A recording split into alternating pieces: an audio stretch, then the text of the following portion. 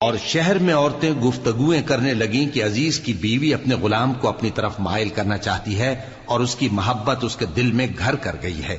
ہم دیکھتی ہیں کہ وہ کھلی گمراہی میں ہے۔ پھر جب زلیخا نے ان عورتوں کی گفتگو جو حقیقت میں دیدار یوسف کے لیے ایک چال تھی سنی تو ان کے پاس دعوت کا پیغام بھیجا اور ان کے لیے ایک محفل مرتب کی اور پھل تراشنے کے لیے ہر ایک کو ایک ایک چھری دی اور یوسف سے کہا کہ ان کے سامنے آؤ۔ جب عورتوں نے ان کو دیکھا